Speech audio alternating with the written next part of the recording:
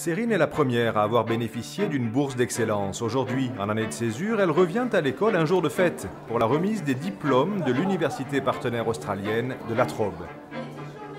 C'est joli ça. Vous avez tout ça ou quoi? Non, il y a que moi. Je vais te tuer avec mon appareil photo là, ça va trop bien. À quel moment tu vas intervenir alors?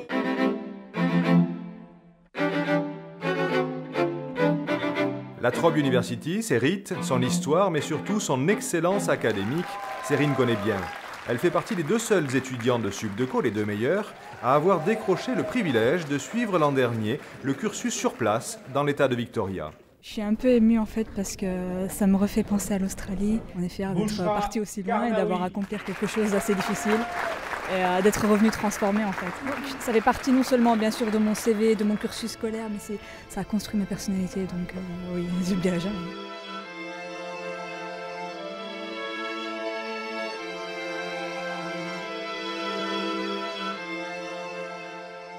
Pour moi, c'est la seule voie pour s'en sortir dans la vie, c'est de faire des études.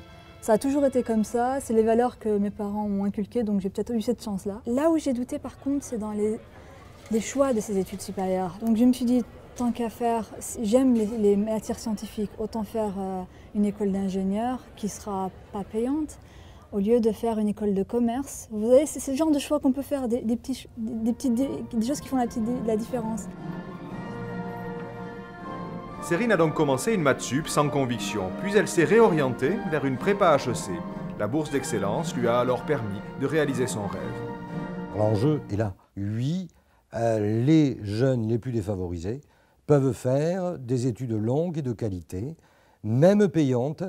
Nous assurons que nous pouvons prendre en charge leurs études, à la seule condition, bien évidemment, qu'ils prouvent leur qualité intellectuelle et leur engagement dans les études. Nous ne payons pas des vacances dans un établissement d'enseignement supérieur. C'est au siège de cette banque à Montpellier que Cérine effectue son année de stage. On envoie ça à chaque direction de groupe, on leur fera un mail et on leur demandera de régulariser, voilà, et on surveillera ça. En mettant un délai. En mettant un délai dans le mail. Ouais, voilà, pas de problème. D'accord. En fait, je suis plutôt de nature curieuse, donc dès qu'il y a un domaine nouveau là qui a envie de m'intéresser, pendant une semaine, je reste dessus, je lis, jusqu'à ce que je m'en lasse. Mais voilà, je sais pas, la curiosité pour les choses nouvelles, j'appelle ça. Finalement, c'est peut-être pour ça aussi qu'elle a remporté le suffrage, c'est qu'elle était vraiment atypique. Mais je le perçois maintenant en travaillant avec elle, que c'est une personne, je pense, très ouverte.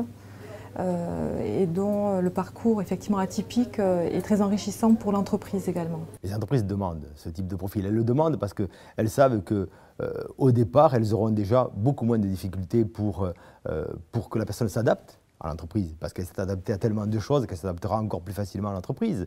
L'entreprise, pour elle, je dirais, c'est presque une sécurité par rapport à ce qu'elle a vécu. Donc l'entreprise demande ce type de profil parce qu'elle sait qu'elle sera gagnante.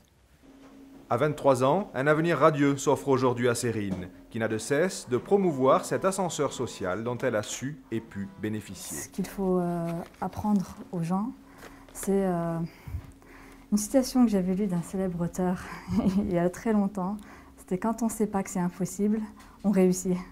Voilà, c'est à chaque fois je pense à ça. Mais je n'arrête pas de le répéter à des élèves à qui je donne des cours, à des gens qui se trouvent dans des situations difficiles, je leur dis ça et on se dit que c'est, mine de rien, qu'en travaillant, tout est possible. Il faut savoir juste faire des efforts et souffrir un peu. C'est la base.